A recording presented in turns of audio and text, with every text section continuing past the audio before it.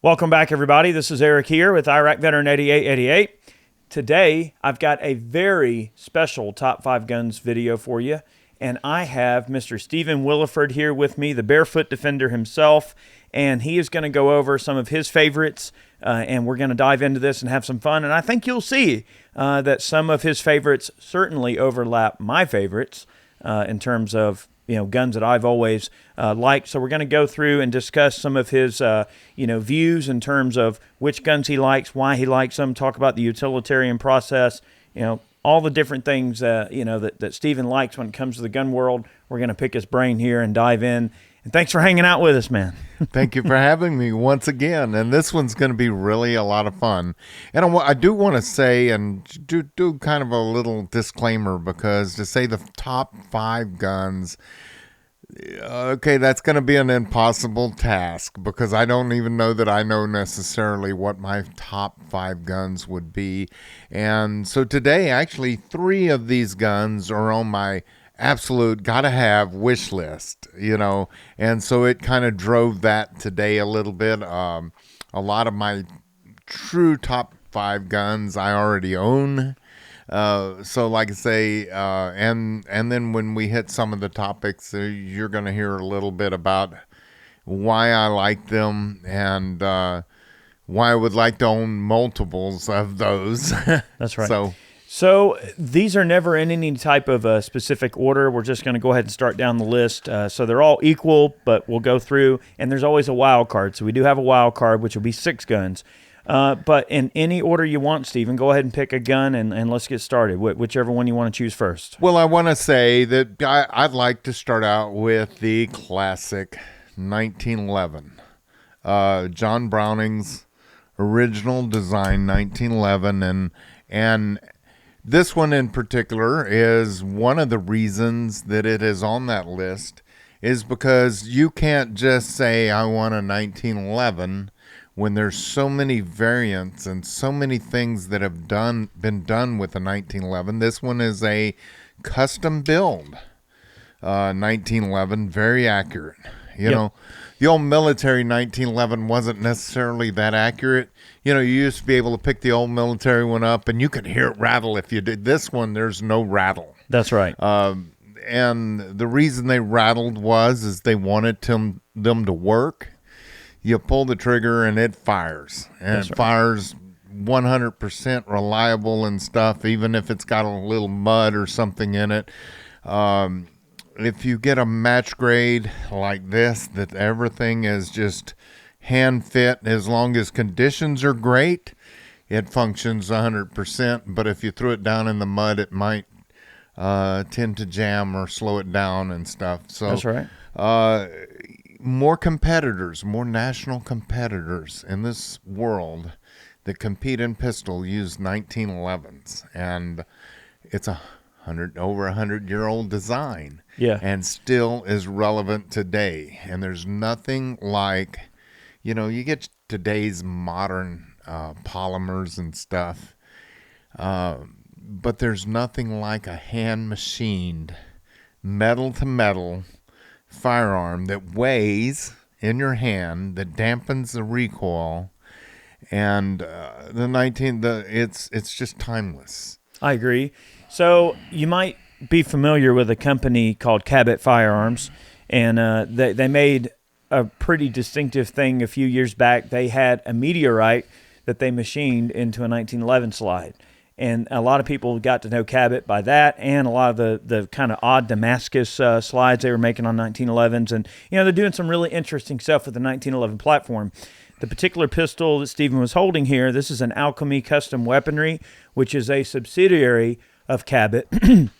And a lot of the gunsmiths at Cabot, they build these guns, and these Alchemies are amazing. Match-grade bushings, really, really accurate. And this is a standard gun. This is not like a fancy custom-built 1911. This is a standard gun in their line. Now, they don't build like real low-end stuff. They're made to be like a middle-of-the-line prosumer 1911 that is definitely full of custom features that we won't go through every single little bell and whistle in this particular video. But we had this particular Alchemy, and I had never shown this particular pistol off on the channel before, and boy, it is beautiful, isn't it? Oh, and the Look at that bluing. The fit and the finish of it is ridiculous. I'm quite impressed. There's companies out there that do hand fit and finish. Here in Texas, where I'm from, the big one is Staccato.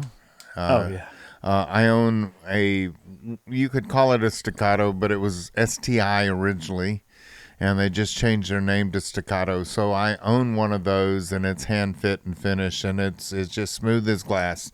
And so is this, and you can put those in Ed Browning and Ed Brown's, and you can put it with Wilson Combat and things. And used to be when I first started competing, you kind of had to take a 1911 and tweak it and make it into a competitive shooting pistol. Especially if it was a military gun. Well, I originally started out with a Mark IV Colt, Series 80, and I took it, put it in a vise, and I tightened up the tolerances and everything and made it competitive. And then as I started competing and stuff, and I wore that old Colt out, I must have had a couple of 100,000 rounds through it and just wore it out. Kimber started into the world of firearms, and we figured out real quick that a standard grade Kimber even was so finely machined and stuff that everything fit together so well. I was outscoring my scores just with a standard grade Kimber, and that has kind of set the pace for Springfield Armory and several of the other brands to match competitive grade out of just what they produce now. Well, 1911s could almost be an entire episode, a whole offshoot all of its own. So maybe that's something you and I will do in the future, get a whole bunch of 1911s and just go through and talk about stuff you like and what you don't like. Well, let's go on to number 2 on the list, and any order you want, grab whatever gun you want. I think I'm going to grab this one because I highly desire one of these, and I don't have one. What this is a Ruger Charger. Ruger Charger. And this one has got the folding pistol brace. Mm-hmm. What I like about the Ruger Charger is it's really lightweight. This particular one is really cool because it's got a short barrel and a suppressor. So now you're looking at, if you're shooting subsonics with a suppressor, you're talking about really quiet. And for those that may not understand, they call them, James Bond called them silencers, and that's terrible, it silences. Even a subsonic 22 is going to make a sound. They don't indeed silence everything, and that's Hollywood. But this is going to be as quiet as you can get it. I like the way he has this set up with the Trijicon red dot. You're not going to reach out long distances, so that red dot is going to give you the ability to hit your target quickly. Hit the button on the Surefire. Check out the Surefire. Ooh, baby. Yeah, I put that on there. So it's kind of light, and it's so this could be a backpack gun. You could go into the mountains or wherever you want to go and just, pull it out of the backpack and do whatever you want with it. 22 long rifle. I've heard lots of things, and they said if you're going to survive as a survivalist, and if you could only have one gun, a 22 long rifle would probably be the one to have. Because you can take medium-sized animals with it. You've got to be precise, but you could, if you had to survive. You could actually take birds with it if you needed to. And it's quiet enough that you wouldn't upset everything around you when you did. So I guess if you were just a purist and had to survive with one gun, and you could carry lots of ammunition, because it's very light and it's cheapest ammo you can buy. So I think a 22 has to be in your top 5 pick. I think that those are all very, very valid reasons for having a rimfire. Not to mention like light recoil. It's easy to train, youngsters on how to shoot. It's something you can shoot a lot and not have to worry about the recoil blowing your shoulder out or anything. So it's a very easy and approachable gun to shoot. So the particular charger that you were checking out, that's an AAC element suppressor on there, a Surefire 640 dual fuel. In the newer articulating 1913 mounts. That is the Enoch Industries Deep 6 chassis, which is designed to be a drop-in chassis for the Ruger Charger pistols, and it has the large cutout in the middle of the chassis to make room for your bull barrel and your can. The barrel on that gun is a carbon fiber tensioned barrel from Volquartsen. Scott Volquartsen and his family make those. It's 6 inches long, is threaded 1/2 by 28. It's also the Volquartsen match grade bolt and trigger pack that's on that gun, and then is a folding SB Tactical brace mechanism. The grip on that gun is a Magpul K model grip. So, and then, of course, the Trijicon SRO on there. So just an absolute excellent build altogether, and I think, again, really makes that package right there a must-have, and I don't have. I guess having a follow-up shot is nice.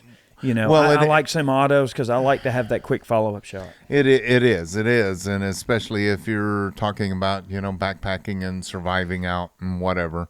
Again, 22 is a very small round, and having a quick follow-up shot, and I can see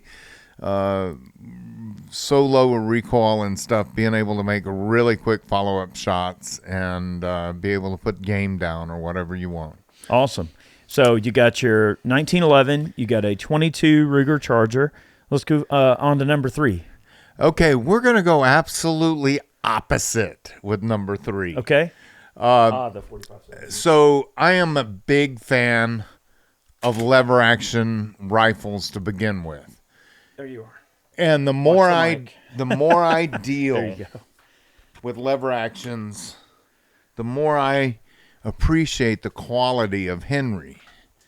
Now, I personally have a Henry big boy. Yeah, this is always fun. I have a Henry big boy, and it's got the brass sides, and it's beautiful octagon barrel rifle. And I got it, because I just love Henry, and I love how beautiful the rifle is. And then I ended up getting a Silencer Co. Hybrid 46. And what's cool about this particular Henry has got a Silencer Co. Hybrid 46. That's the first thing I recognized when I came into your vault is, wow, that's exactly what I want to do. I would actually trade my brass side for an X model because it's got the threaded barrel. It's got the Picatinny rails. It's got the M lock, so you could actually mount a light on the side of it. And, you can do all the way up to like a 515 grain bullet that would be subsonic with it. Shot through a closed chamber of a lever action. Aren't they cool? Would be sending a freight train downrange for hog hunting or whatever. I really like the low power scope that's on this because, again, this rifle isn't necessarily a long range rifle. It can be. But if you're going to hunt hogs and stuff with a suppressor and everything, and that's a thing with Texas. We need to clear a bunch of the hogs. People don't understand how damaging the hog is to the environment, and they're not normally from Texas. And they've just, a sow can have up to 4 litters of piglets a year, and all the way up to 16 piglets in each litter. We're having a problem. We can't get rid of them fast enough. And this being a suppressed 4570, in which He handed me one of the 4570s, and I love to do this. Just give somebody a idea of what a 4570 looks like. So if you get some of the hammerheads or something, the solid cast lead bullets that can go all the way up to 500 grain and beyond, that would even look more menacing and stuff. But so the 4570 developed as a black powder cartridge originally, a brass black powder cartridge, but now it's in its own with the smokeless cartridges that come out, and it's absolutely a freight train. It would bring down any game in this world, including Cape buffalo. And Cape buffalo, they say, is the hardest animal in the world to kill, but several of them have been killed in the past with 4570. I mean, shot placement's always going to be key. And one thing I'll mention too, what Mr. Willeford is talking about with the trapdoors, the old Springfields, you can't shoot a modern load out of an old Springfield. The modern 4570 loads far exceed the pressure of black powder cartridges, and of course, obviously the Henrys. You could shoot black powder out of a Henry if you want, but really where these guns shine, as Steven said, is just having the ability to run modern ammunition through this 4570 and really bring it up to speed. This particular gun sounds great, especially at close range. Even though you're shooting, a round that's breaking the sound barrier, it really takes the edge off with this harvester on there. Or no, that's the hybrid. I'm sorry. I always get all my cans mixed up. And I love the custom dial system on the Leupold optics. To me, from most of my hunting rifles, I typically utilize the 1.5 to 4. I think this is this is a 1.5 to 5. But I know they have some 1 to 4s, some 1.5 to 5 power. And that type of Leupold optic is, in my opinion, is kind of perfect for hunting rifles, especially where we're at in Georgia. Most shots are 100 yards and in. You're not going to be taking super long-range shots. Now, if I was going to go out on a big peanut field where I know that I might have to take a 250-yard shot or something like that, then obviously I'm going to break out the 6.5 Creedmoor for that, or a 308 or flatter whatever, shooting rifle, something absolutely. like that, something more flat shooting. I mean, whereby a 308 will shoot a reasonably heavy pill, right? I mean, yeah, you got 175 grain match ammo or whatever, or even hunting bullets that are in that weight range. The 4570 just, what it does is it gets up there on the power level in terms of the weight, right? So if you can get something heavy moving fast, now that's Energy City. But if something's little, it has to be moving really fast to get the same amounts of energy. So there's always a trade-off. And to me, the 4570, because it's not really much of a long-range cartridge for the purposes of like what this Henry's intended to be used for, these are accurate out to longer ranges, which we've demonstrated in our videos. But where these guns really excel is taking game inside of 100 yards. And with this can, it's just so handy. It's not heavy. You can just walk around with it. It's really not a heavy gun at all. And what's really cool, so I think the 1 to 5 is really the best selection for that. So not everybody shoots like I do. I've trained myself to shoot with both eyes open. And the lower power scopes and things, you find that you can just bring it up and that scope is cleared automatically. If you shoot with both eyes open, what you're doing is most people don't, they always close their left eye or, their non-dominant eye when they look through a scope. But if you shoot with both eyes open, even if you have a limited field of view, your non-dominant eye stays focused on what you're going to shoot, and so you don't have to find it with your dominant eye when you bring the scope up. It automatically on the target. And so with a 1 to 5 or a low power scope, Jeff Cooper talked about that when Jeff Cooper was talking about his one gun. If you only had one gun, what would you do? And he wanted a low power, high eye relief scope for his scout rifle, and he designed that. So that works really well with that particular Henry. That's right. And again, if you're shooting the heavier And if you're only looking for short range, you're not having to compensate so much for, not worried about compensate for the drop of it. So you could do all the way up to a 500 grain, which is going to be heavy enough that it pushes that rifle down underneath sonic. Oh, yeah. And so now you're shooting a big old chunk of lead down there that is subsonic and short range, and whatever animal you hit, you're going to take it down. Yep. I've got some heavy molds for the 4570 that are set up to be ran gas checked. And I have loaded some subs in the 4570, and they're really quiet. You can definitely get the 4570 well below the sound barrier and get them very, very quiet. Now, one trade-off with that is to get them super quiet, you're not going to have quite the energy. So if you're trying to, really get a double lung shot on a large animal, out to 100 yards, it may not be the best choice to do that. But at close range, like if for instance, you're going to be hunting a little bitty short food plot or something where you might only have a 40, 50-yard shot, oh yeah, you could absolutely decimate a deer with a heavy out of a 4570. No problem. And why I was referring to the 515 grain bullet is because I have a friend that used to shoot NRA silhouette competition, Quigley Down Under stuff. Yeah. And he shot a 512 grain bullet out of a Sharp style 4570. Wow.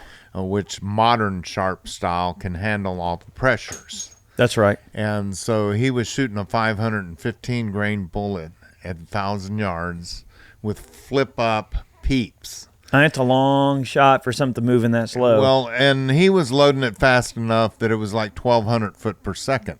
Okay. So he was loading them pretty stiff. Yeah, you have to get that thing out that far. But what was really cool about it is, he had a ram silhouette out there, and he told me the very first time he went out there, now watch through my spotter and tell me where I hit.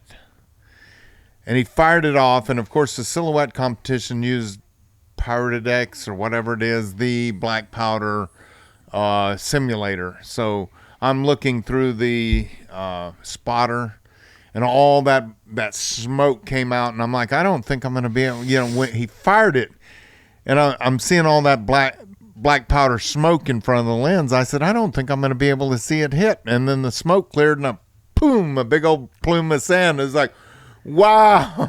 It takes a while to get there, doesn't it? It seemed like it took forever for that bullet to hit, but it was a big old lumbering, slow moving, and it was crazy that it took that long for it to hit, but when I could see it hit when it did. So 1911, 22, 4570. All right, let's move on to number 4.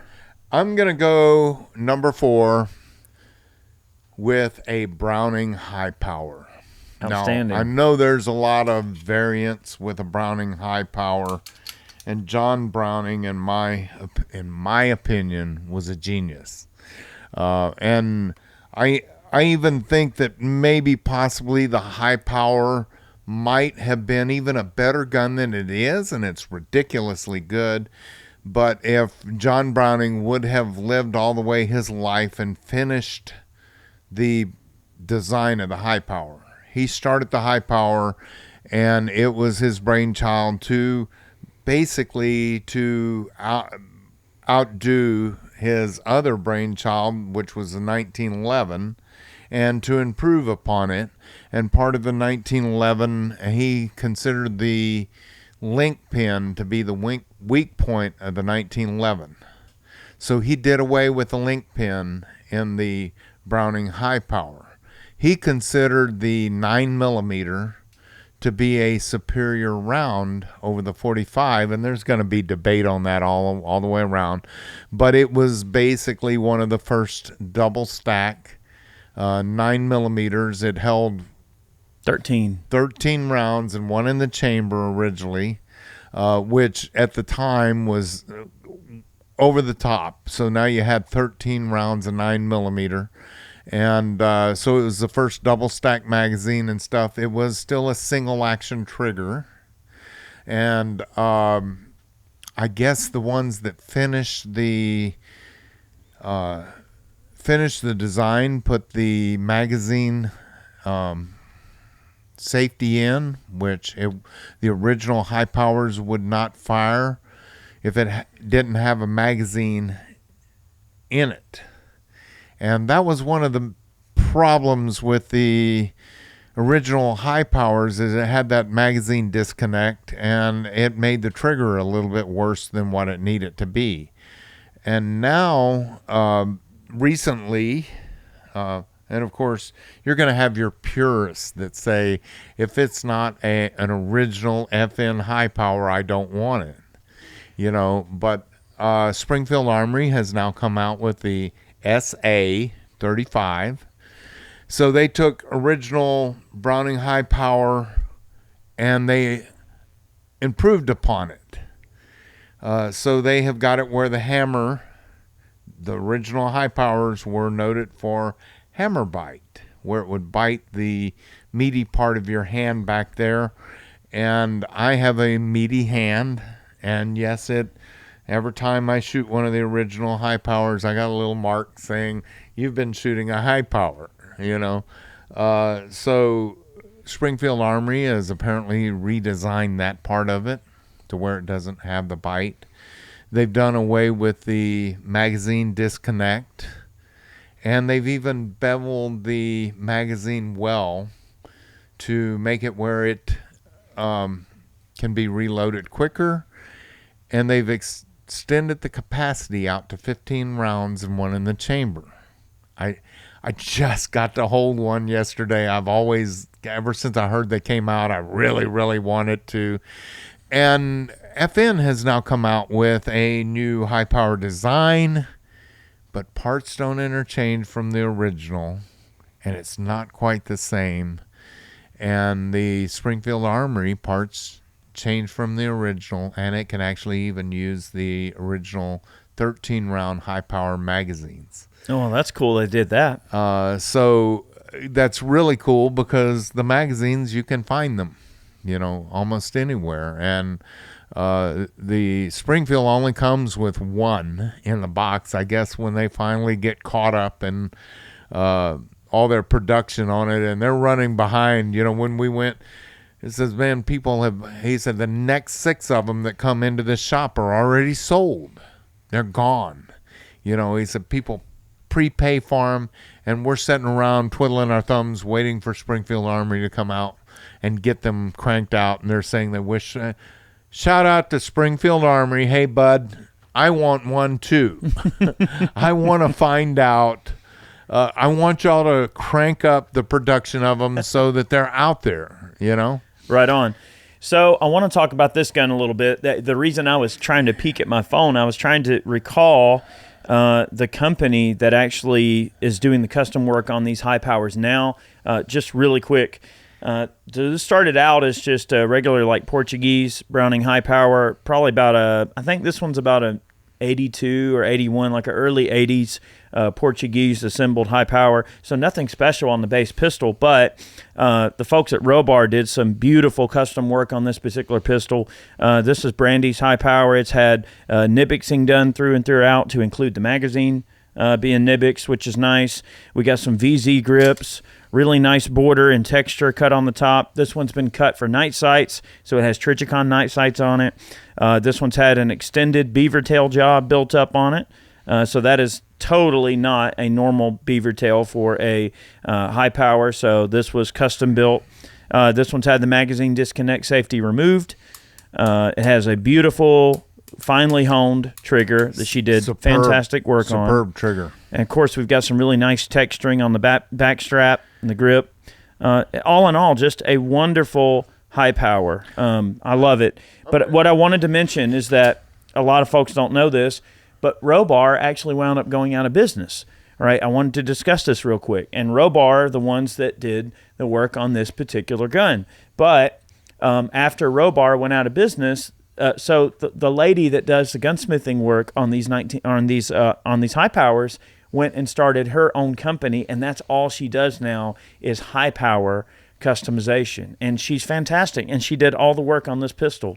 So after she left Robar, they started their own company, and that's why I was looking on my phone to try to find the name of the company, and for the life of me I can't remember what she named her new company, but I will try to share the information. Look, make sure you go and follow me on Twitter. When this episode drops, I will post this episode on Twitter, and I will post contact information to her. So if any of you want to have your high power customized, you can reach out to her and she'll get you taken care of. But she does fantastic work. I mean, isn't that a beautiful pistol? It is an absolute gorgeous pistol. I would ask though, and this is just me, and this is the way I think. If you have original Belgium made Browning high power FN, please don't get a bunch of custom work done to it.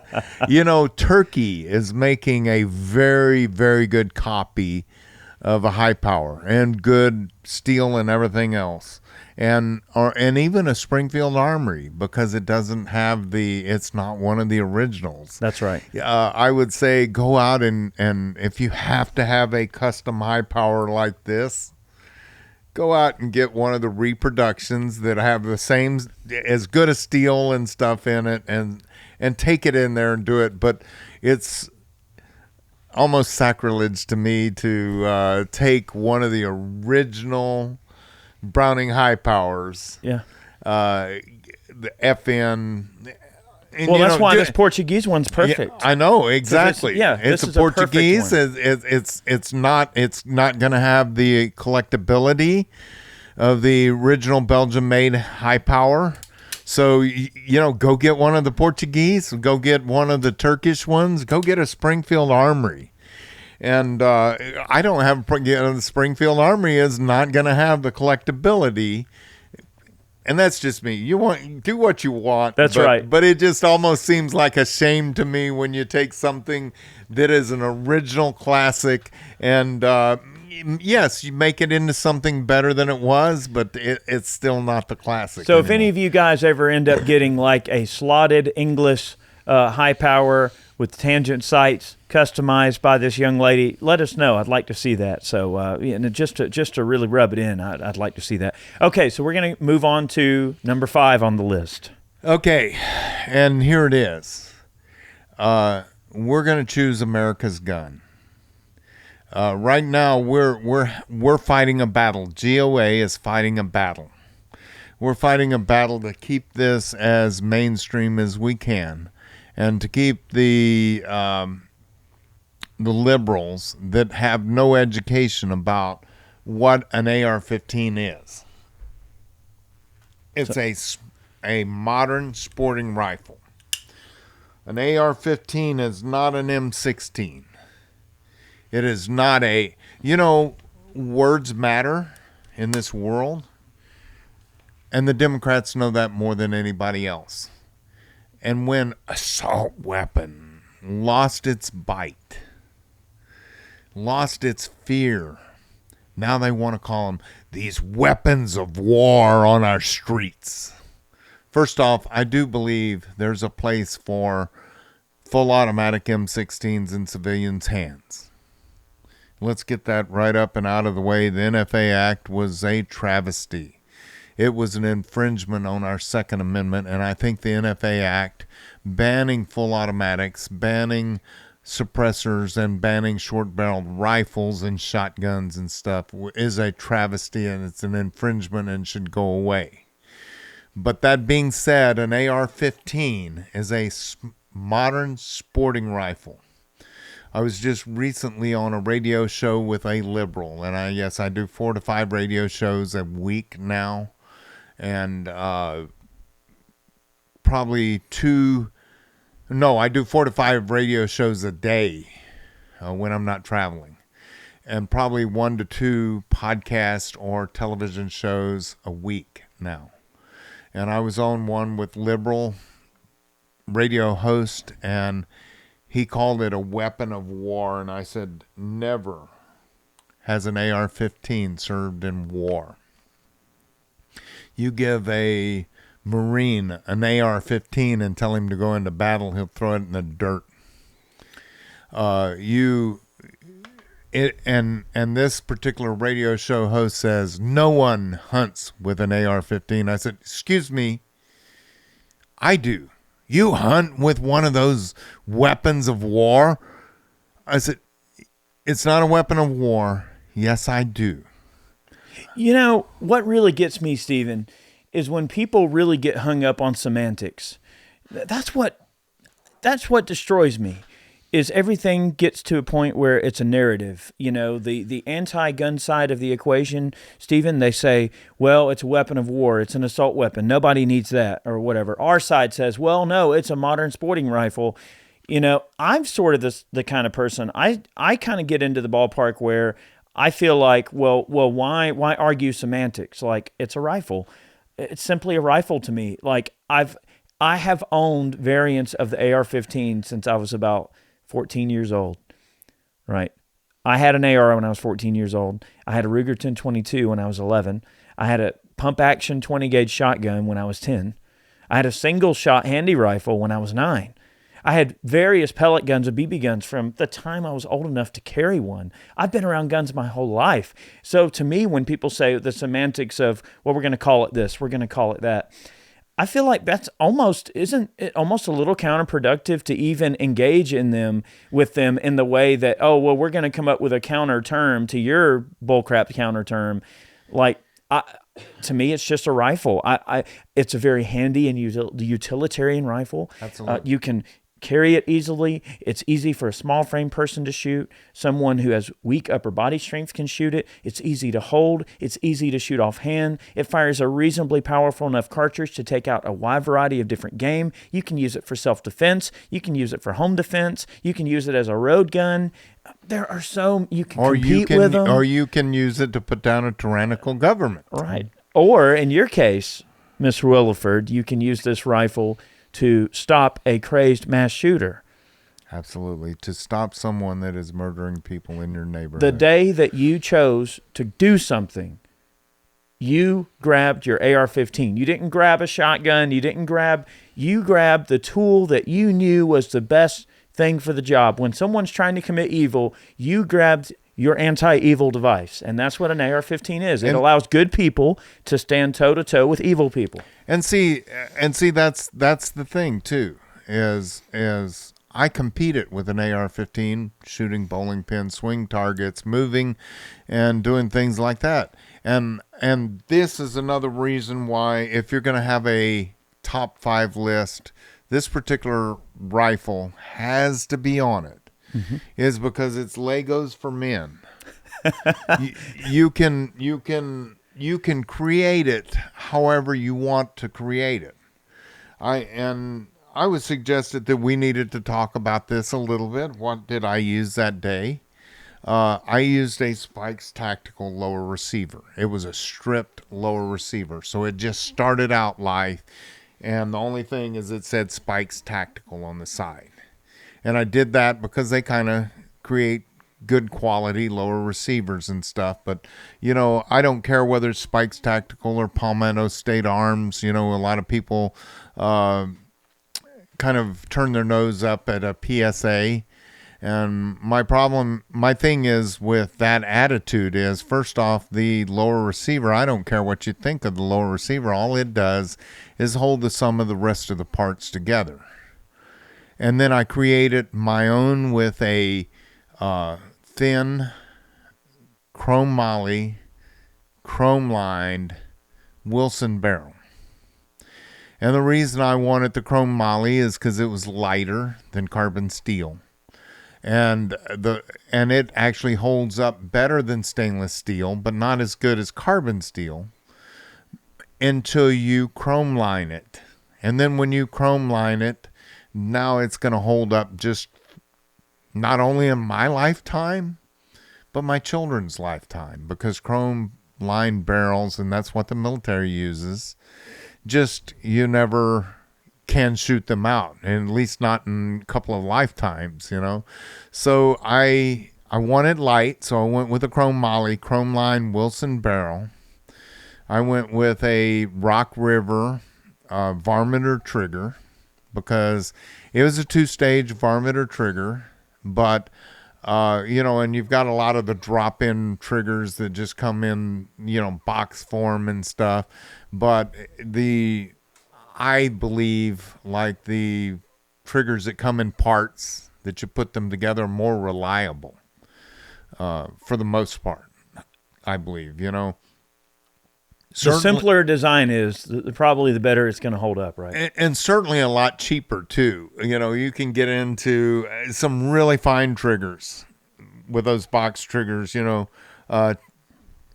makes a great one. I'm a fan of the Geisleys. I really do love Geisley triggers a lot. Timney, Geisley, but they tend to go pretty expensive also. And again, simpler was better for me. And I competed shooting bowling pins and things. I used Rock River varminter trigger, which was about a 3.5 pound pull, 2-stage double, 2-stage pull at about a 3.5 pound, and it just absolutely reliable as the day is long. And I don't mind putting the parts together.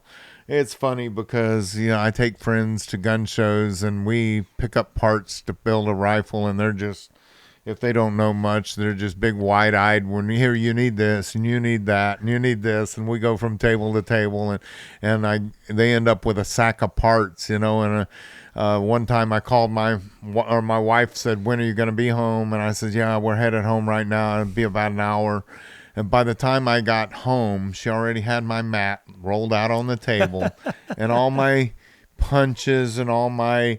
That's a good woman right there, Stephen. And all laid out there. She knew the tools that I was going to need to assemble it. We walked in the door and one of my buddies said, "Really? Does she have any sisters?" That's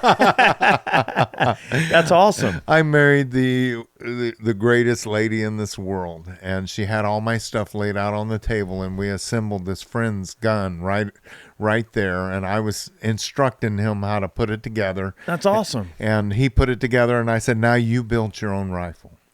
And so you can do that with an AR-15, which, by the way, now the Biden administration and the great compromise, they're trying to make it where you can't assemble your own gun, that it would be a felony. And GOA has a stance that they've looked at it, and they've even made the statement that if you disassemble your gun to clean it, that could be considered a felony with this new arrangement.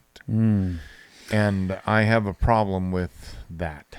Oh, well, yeah. I mean, that's not have any bounds in reality for sure. So with every top 5 guns video, we always have a wild card. So I don't have this gun physically here to show you. We do have footage of it. But what would be better than an AR-15? An AR-10, right? So you'd mentioned that you're a big fan of hunting with the AR-10. So tell us some of the things you like about the AR-10. I mean, obviously it shoots .308, a bigger caliber, which is probably better for larger game. But what do you think about the AR-10? Well, the AR-10, and it's got its drawbacks and it's got its pluses. First off, yes, 7.62 by 51, way better than 7.62 by 39. So you're looking at a more powerful cartridge. You're looking at 1,000-yard capability plus. My very favorite, I have what started out life, because I never seemed to be able to leave anything alone, was a DPMS Recon. And what the DPMS Recon is it came with a quad rail, free-floating, stainless steel, frosted medium barrel, 16 inches, so it's a carbine. And the reason I wanted the 16-inch barrel as opposed to a longer one is AR-10s are heavy. Yeah. They're boat anchors, and even with a medium barrel, and not a bull barrel, but a medium barrel, and it only being 16 inches long, it's still a boat anchor. But I mounted a 3.5 to 14 power Variant 3 Leopold on it, 50 millimeter objective. I'm not going to reach way out necessarily with it. So the Variant 3 is a very durable, lifetime warranted, American-made scope, and every time I loan this AR-10 out, it comes back and people are like, man, I want to buy that gun from you. Because they come back with deer. They come back with the animal that they're hunting, whether it's hog or deer or whatever, because the 7.62 is powerful enough to put them down. I've shot a couple of deer with 308, and it's worked out really well. I've never had an issue with a deer walking away from a 308. Brandy, my wife, the one that owns this high power, she uses a Kimber 84M rifle, which is their special medium-sized action rifle that's designed around 308. So it's an action designed just to accommodate that cartridge and just to be large enough. And she kills several deer every single year with 308, and she loves it. And she shoots 168 grain Spear Gold Dot law enforcement ammo that a buddy of mine from a SWAT team down in Florida was like, hey, we got some of this extra ammo here, and he brought me a case. I was like, ooh, hello. And we've been using that one case of ammo for like the last 5 or 6 years, and we've been killing deer out of that case of ammo for the last 6 years. And every single deer she shot with 308 has just either dropped right in his tracks or only gone just a few steps, and then it kills right on over, and it's a very humane kill. Now, I've shot a lot of hogs with 7.62 by 39. I run the 154 grain Wolf soft point ammo out of the CMMG Mark 47. All right, and I use a 16-inch Mark 47, and it does a pretty good job. I rarely have them, run away from a 7.62 by 39 to a broadside shot. However, I have shot a lot of hogs with 308 as well, and I've noticed, as you said, just to reiterate what you said, a marked difference in the performance of, you can definitely tell the difference when the hog gets hit with 7.62 by 39 versus when it's 168 grain soft point out of a full velocity rifle to the broadside. It just absolutely, you can, through the thermal, you can tell so much more. It's like they instantly drop. It's just without hesitation. So I use, through that particular rifle, I have it zeroed in with 168 grain Federal Fusion. Oh, that's a great load. That Federal Fusion, and which is hard to find nowadays, by the way. So anybody got a connection for the Federal Fusion, I'd love to have some. But that Federal Fusion. But let's expand on the whole AR-10 platform for a moment, because you're not stuck with a 308 necessarily. That's right. I have an AR-10 long-range rifle. I wasn't worried about weight with this one. And it's in 6.5 Creedmoor. And since I wasn't worried about weight, it's got a heavy match grade barrel in it and everything. And since I wasn't worried about weight, I've got a 5 to 50 power Trigicon scope on it. And with a 5 to 50 pound or 5 to 50 power scope. That's right. Here, let's kill that. Just push the button on the side. I got you. With a 5 to 50 power scope on that. And I do have a Timney 1.5 pound on it. And I have shot an 1.5 inch group. And that's not an 1.5 inch MOA. That's an 1.5 inch group at 1,000 yards with it. And that's measuring from the farthest point of each hole to the farthest point. And it's an 1.5 inch group at 1,000 yards with a 6.5 Creedmoor and with a Trigicon scope on it. And, of course, I had bipod and I had a good rest. I'm not trying to brag upon myself. I'm bragging on my rifle. Well, it's crazy how the standards for accuracy have gotten so much different over the years, whereby in the 60s and 70s, if a gun would shoot an inch group at 100 yards or 1.5 inch, or even MOA, right? And that's what I'm saying. Like the accuracy standards for guns are so different now. Whereby if someone's like, oh well, if it won't shoot a clover leaf, half MOA group, then it's a piece of crap. And you've got out of the box ARs that you can just throw some decent ammo in and a decent scope, and as long as everything's tight and you're good to go. I mean, you're talking a gun that right out of the box will shoot easily under an inch. If you can shoot a 2-inch group, that's good enough for hunting purposes. I tell you, I had a rifle in 300 Win Mag, and I couldn't shoot a 2-inch group with it, and I gave it away. I was so disgusted at it, I gave it away. Well, in the 60s and early 70s, that was good enough to go. I've always liked having optics that are set up in mills because the math is a lot easier. Everything's intense. So I never really spent like a heck of a lot of time investing effort into shooting MOA because the math is so weird. And I guess many would say that optics that are set up in MOA rather than mills are more inheritedly precise, though. Here's where technology comes in. Right. Because there's an app on that phone, Mm-hmm. and all I have to do is type in the distance, and you can figure the mils. Yeah. For distance, you can figure out how far away a real good estimate is.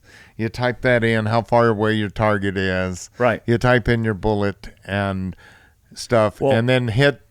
I have a Kestrel, and it's the same thing. Like you do the exact same thing. I could take two optics, right? One in mills and one in MOA, and I could pull the mills off and put the MOA on. As long as I'm shooting the same load, all I have to do is go in the Kestrel and switch it to MOA, and bam, there's my dope. So technology has made it a heck of a lot easier. It's way easier than what it used to be, you know. And then if you're a true sniper though, and figuring out how much the wind is blowing down there and whatever, and I've read some stuff. I'm not a sniper. And I just put that out there real quick. I'm not a sniper. But you can actually figure how fast the wind is moving by backing your scope out of focus a little bit to where you can start seeing the mirage. And people think that you can only see the mirage on a sunny day. No, on a snowy day, if you know how to do it, and a sniper knows how to do it, he can find the mirage, and then you can tell how fast the wind is blowing by the angles of the lines in the mirage.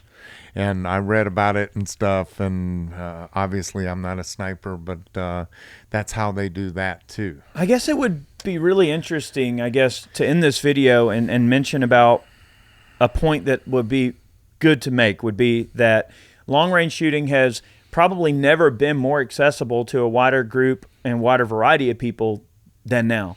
I mean, look at all these crazy rigs that are out here. You got 6.5 Creedmoor, which inheritedly just gives you excellent long-range performance. I mean, 1,000 yards is not a long way anymore now that we have 6.5 Creeds. I mean, they shoot so flat. And, someone with, you still need to understand what you're doing and figure everything out and figure out all your bullet drop and your windage and all of that sort of thing. But it just makes longer ranges accessible to a wider variety of people by having such great long-range cartridges now and more accurate rifles and more capable ammo. I mean, everything's getting better. And right along with the more accurate rifles, companies like Savage have produced a rifle that will do those distances at an affordable cost right out of the box. Yeah, you don't have to spend a lot of money to get a good gun. You don't have to go buy you a $5,000 custom built rifle to be able to hit that distance when you can buy a Ruger Precision or a Savage 110, whatever their rifle is that does it. And the Savage will actually out there and do it. Yep. And at affordable price. And I've taken some of those Savages out to long range, and I've been shocked at how good some of them shoot. Well, and so a lot of people turn their nose up at a Savage, but it's affordable, and it'll get you there. 100%. Just because it's affordable doesn't mean it's a bad product.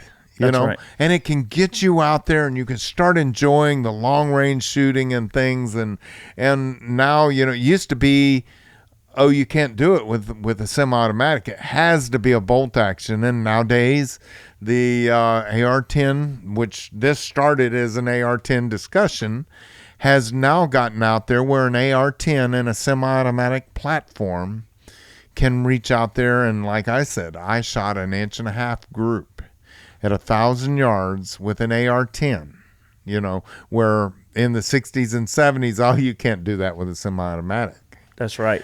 It's just cool to see the technology and how things are changing. And I really appreciate you taking the time here today to hang out with us and do this 5 Guns video. So this has been Stephen Willeford's top 5 with his wild card. All right, so one last gun we want to discuss. I know we mentioned it a bit earlier because you were kind of asking like, well, are these guns that I just want, or guns that I would choose, or guns that I own, or guns that I really would like to have? So let's end this video real quick. You tell me, like, what would be the one dream rifle or any type of gun? If you could have any gun, what would it be that you don't have already? I really like, and I don't have, nor could I ever afford, the FN counter sniper rifle. They made those, and way back in the time before they were banned from importation, they were probably $15,000 for one. Holy smokes! But it's the roller locking. Are you talking about the PSG one? Yes. The HK? HK. That's what I meant. Oh, HK. yeah. They've got that grip. Yes. With the palm rest on it. Yes, and the adjustable stock. That's a little like 10-round magazine. Yeah. Optics mount, the claw optics mount. Yes. Yeah. And I guess the movie Sniper, not the American Sniper, but the movie Sniper. Yeah. One of them used that in it, and I always thought, with the roller bearing, delayed blowback, and everything, it was at the time, it was the standard of a semi-automatic sniper rifle, and I really thought that would be cool to own one. Well, yeah. I mean, those things are ridiculous. Remember when they had the terrorists in Munich that tried? Yes. And they had the response team, the German response team that came in, and they were all uniformly armed, and most of them had PSG-1s. Remember seeing them on the rooftops on the news? Well, I don't remember that, but yes. Right. But, I mean, isn't that so interesting to see that the places and popular culture that firearms serve? Like, I mean, who can think of Jurassic Park and not think of the SPAS 12 shotgun because of, I mean, it's just so many famous scenes in movies and in popular culture and things. And the PSG-1, it really is a cool rifle. I've never shot one. I have held a few of them. They're very elegant guns. They're very well made. I've seen a few at the gun shows long ago before they got banned from importation and stuff, and I just I always thought at that time a semi-automatic long-range sniper rifle, and again AR-10 is kind of taking that, and also another one I guess that you could put in the same category is the Russian Dragunov. Yeah, the SVDs. Aren't those cool? The true one, not the Yugoslavian that's basically a stepped up AK, but the true Dragunov. That would be cool to shoot and to see if it could actually. It kind of has a cult following, and see if it could actually perform up to what they talk about.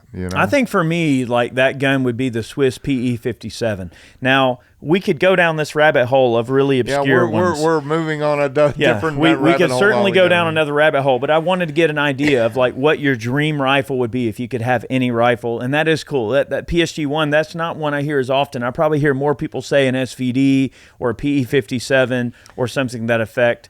So that's really awesome. Oh, that's what I would be.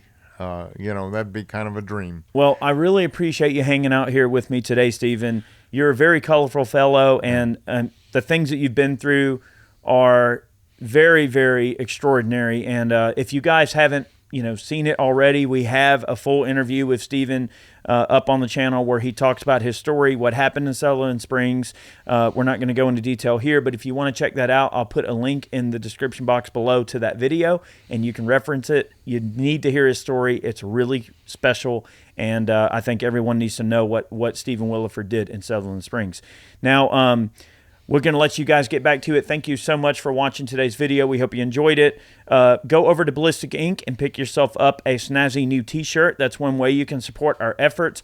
Also, if you are not a GOA member, do me a favor, go sign up for GOA. I am the Georgia State Director. Mr. Willeford also works within the organization. He goes around and does a whole bunch of awesome speeches and seminars, radio shows, podcasts, sorts of things like that, obviously like what we're doing now. And definitely support GOA if you can. Become a member, especially if you're in the state of Georgia. I need all of my fellow Georgians to join GOA, please, and help us out. That allows us to keep on trucking and doing what we're doing. So there's a lot going on. There's a lot of fighting that we have to, take place in when it comes to the Second Amendment. They're going after our guns left and right, and we got to make sure that we're staying in the fight. So thank you so much for watching. Mr. Willeford, thank you. Thank you for inviting me. It's just an honor to be on your show, and love to meet all of you guys that are subscribers.